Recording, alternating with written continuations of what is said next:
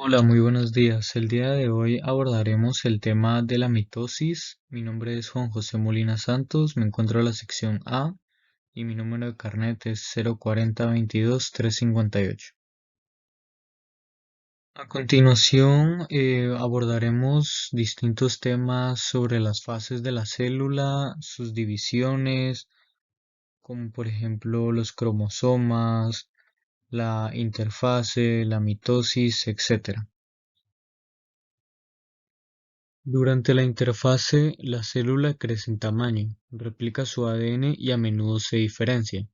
Casi todas las células eucariontes pasan la mayor parte de su tiempo en interfase. Por ejemplo, algunas células de piel humana que se dividen alrededor de una vez al día pasan en una interfase unas 22 horas. La interfase comprende tres fases.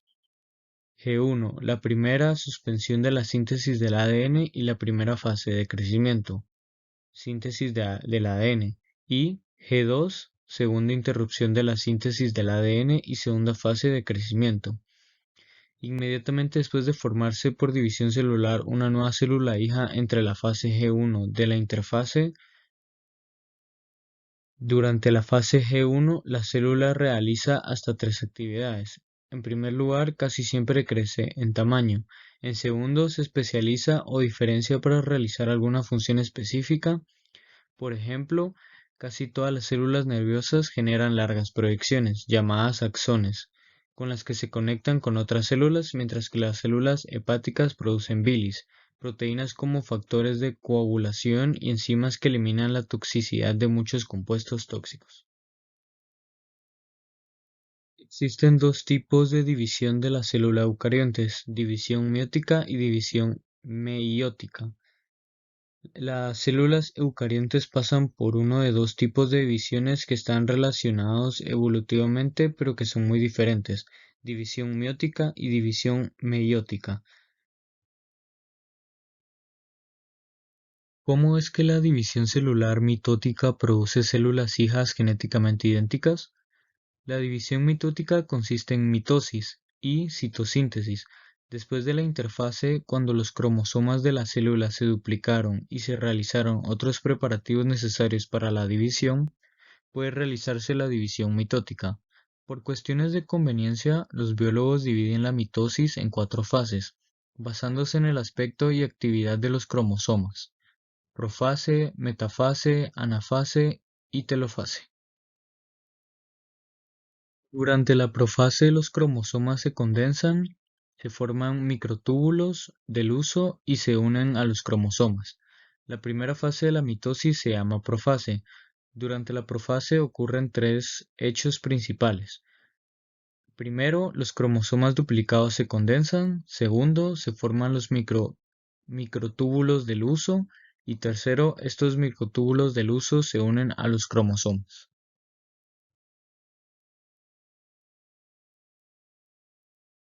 Durante la metafase, los cromosomas se alinean en el ecuador de la célula.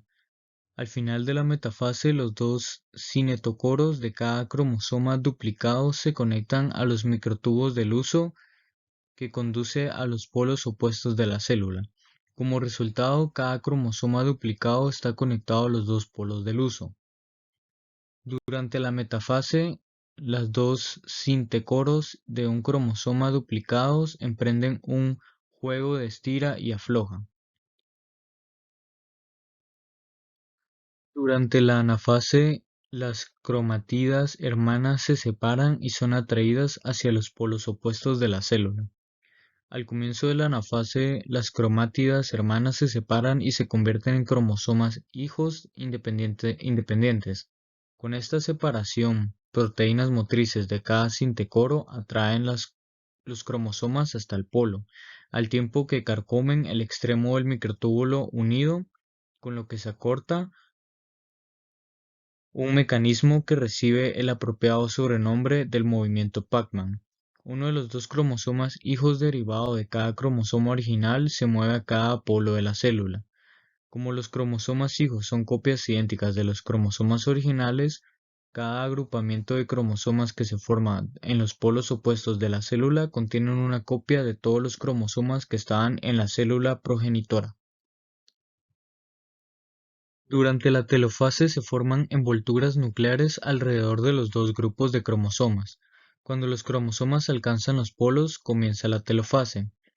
Los microtúbulos del huso se desamblan y desaparecen y forman una envoltura nuclear alrededor de cada grupo de cromosomas. Los cromosomas vuelven a estado extendido y empiezan a formarse los núcleos. En la mayoría de las células, la citosíntesis ocurre durante la telofase cuando se aíslan los núcleos en su propia célula hija. ¿Cómo se controla el ciclo celular? Algunas células, como las del revestimiento del estómago, se dividen durante toda la vida del organismo. Otras se dividen en reacciones a ciertos estímulos, como el daño a un tejido o una infección. Otras más, como casi todas las células del cerebro, corazón y músculo esquelético, nunca se dividen en un adulto. La división celular está regulada por un número increíble de moléculas que todavía no han sido identificadas ni estudiadas por completo. No obstante, algunos principios genéticos se aplican a los ciclos celulares de la mayor parte de las células eucariontes. Las actividades de enzimas específicas impulsan al ciclo celular. El ciclo celular está controlado por una familia de proteínas llamadas cinasas, dependientes de ciclinas o, para abreviar, CDK. El nombre de estas proteínas se debe a dos características. En primer lugar, una cinasa es una enzima fosfira agregada a otro grupo fosfato o a otras proteínas, lo cual estimula o inhibe la actividad de la proteína blanco. En segundo lugar, son dependientes de ciclinas porque se activan solo cuando se unen a una tercera proteína llamada ciclina. El nombre de ciclina dice mucho de esta proteína. Su concentración cambia con el ciclo celular y de hecho regula dicho ciclo. ¿Por qué tantos organismos se reproducen sexualmente? Hay una cantidad de organismos muy exitosos que se reproducen asexualmente, por ejemplo los moho, que sintetitan la penicilina, los cuales se usan para la manufactura comercial de vitamina C. Se reproducen por medio de mitosoporas, que son nubes de células diminutivas producidas por mitosis, y nunca se ha observado que se reproduzcan sexualmente. El pasto y hierbas de tu jardín se reproducen mediante brotes de plantas nuevas por el tallo o la raíz. Algunos, como el paso de Kentucky o el diente de león, incluso dan flores que producen semillas sin haber sido fertilizadas. Sin duda, la reproducción asexual debe funcionar muy bien. Entonces, ¿por qué casi todos los eucariontes incluyen dos pastos y dientes de león? ¿Se reproducen también sexualmente? Como veremos, la mitosis solo produce clones de descendientes genéticamente idénticos. Por el contrario, en la reproducción sexual se barajan los genes para reproducir descendientes únicos desde el punto de vista genético. La presencia casi universal de la reproducción sexual es una prueba de la enorme ventaja evolutiva que confiere a una especie el intercambio del ADN entre sus individuos. Bueno, concluyendo con el tema, podemos ver que cada fase y división cumple con cierta función para que todo en general funcione correctamente. Es bastante curioso ver cómo cada fase cumple dichas funciones para el funcionamiento adecuado de la célula y de la mitosis. Por último, pudimos observar cómo se controla el ciclo celular y por qué tantos organismos se reproducen sexualmente, a lo cual pudimos dar una respuesta a cada pregunta.